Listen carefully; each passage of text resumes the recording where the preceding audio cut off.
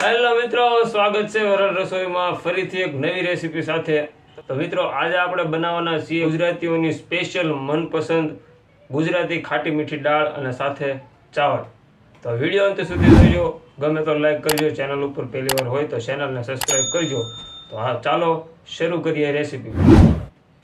તો મિત્રો, સૌથી પહેલાં આપણે દાળને બાફી લઈશું। તો પહેલાં આપણે સગવી લઈએ ગેસ। હવે રાખી દઈશું આ કુકર। એમાં નાખશું આપણે 1 કળશો પાણી।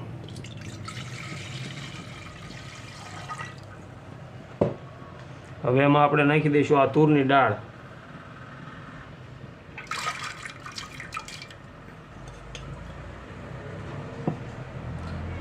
પછી આપણે નાખી દઈશું આ 1 ટમેટું કાપી લીધું છે।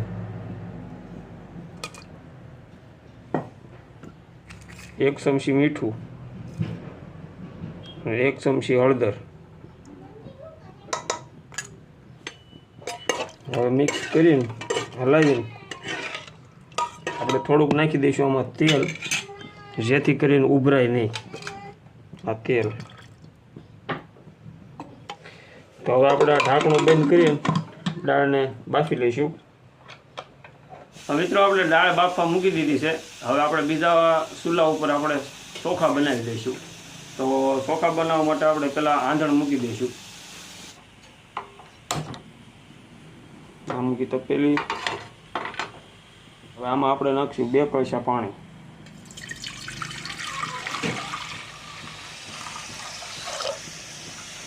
આ તમાલપત્ર, લવિંગ અને આ તીખા એટલી વસ્તુ આપણે આમાં નાખી દઈશું। અને આપણે આમાં નાખીશું મીઠું।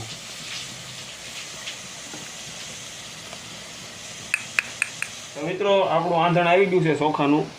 તો આપણે હવે આમાં ચોખા નાખશું। આ ચોખા આપણે ધોઈ લીધા છે। તો હવે આપણે આમાં નાખી દઈશું। આપણે આ બાસમતી ચોખા લીધા છે, લાંબા આવે ને એ।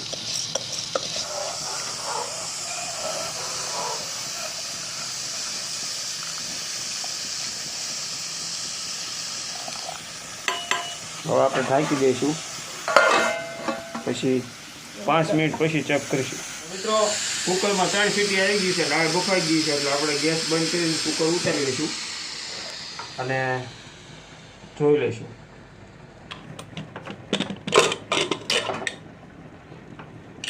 જોઈ શકો છો, દાળ બફાઈને એક રસ થઈ ગઈ છે। તો મિત્રો, આપણા ચોખા પાકી ગયા છે। હવે આપણે ઉતારી લઈશું નીચે।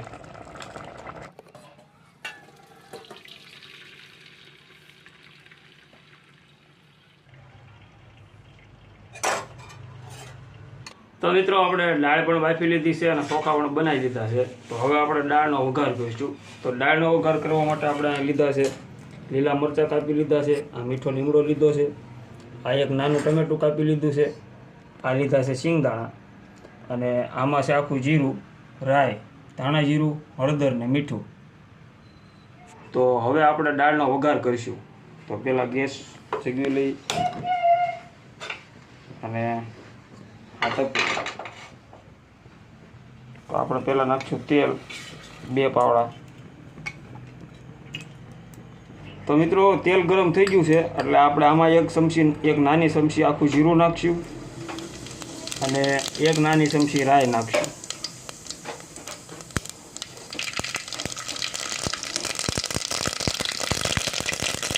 હવે આમાં આપણે નાખી દઈશું આ લીલા મરચાં અને મીઠો લીમડો।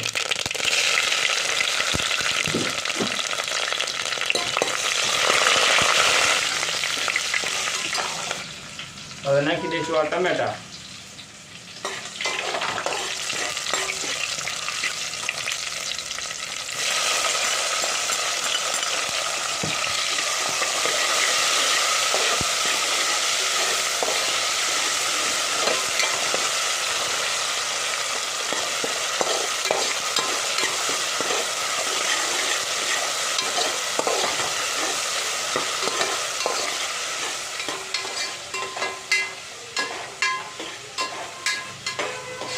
હવે આપણે આમાં નાખશું હળદર।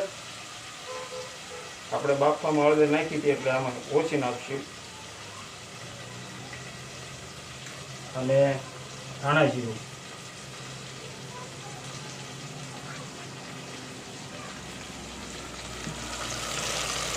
છેલ્લે મિક્સ. મીઠું આપણે દાળ બાફવામાં નાખ્યું હતું એટલે છેલ્લે આપણે દાળ નાખ્યું પછી મીઠું નાખવું પડે, જરૂર પડે તો નાખશું.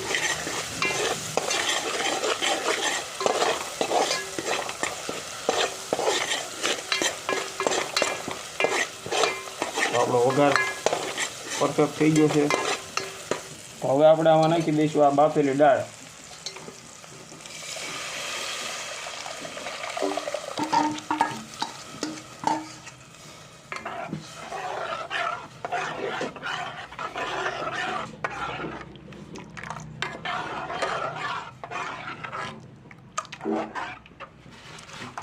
તો હવે આપણે આમાં પાણી નાખીશું, કારણ કે દાળ જાડી છે એટલે હજી ઉકળશે એટલે ડબલ જાડી થશે. એટલે પહેલાં આપણે પાણી નાખી દઈશું થોડુંક, 1 ગ્લાસ જેટલું. હવે આપણે આમાં નાખી દઈશું આવડા શિંગદાણા.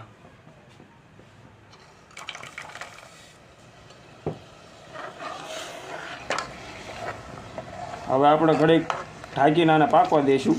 પછી આપણે બીજી 2 વસ્તુ જે નાખવાની બાકી છે એ નાખીશું. તો હવે પહેલાં ઢાંકી દઈશું.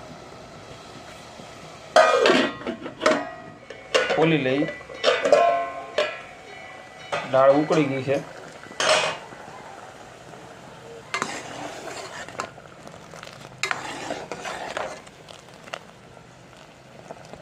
તો હવે આપણે આમાં છે ને આટલી મોરસ નાખી દઈશું, ખાંડ. અને આ નાખશું આપણે લીંબુનો રસ. 1 લીંબુનો રસ કાઢ્યો છે આપણે, એ હવે આપણે દાળમાં નાખી દઈશું.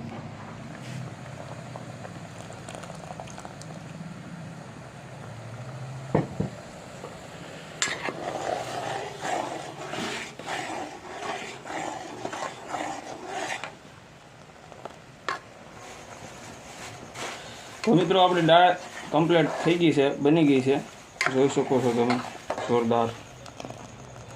તો હવે આપણે દાળને નીચે ઉતારી લઈશું.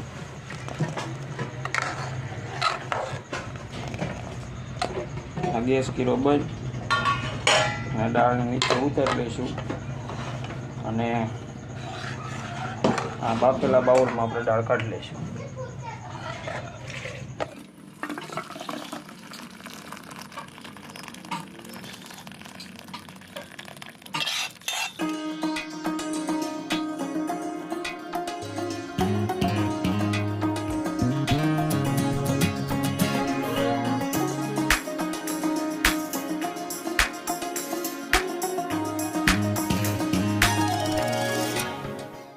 તો મિત્રો તૈયાર છે આપણા ગુજરાતી ખાટા મીઠા દાળ ભાત. તો મિત્રો રેસીપી પસંદ આવી હોય તો વિડીયોને લાઈક કરો, શેર કરો અને ચેનલ ઉપર પહેલી વાર હોય તો ચેનલને સબસ્ક્રાઈબ કરો. તો મળીએ બીજી રેસીપી સાથે. ધન્યવાદ.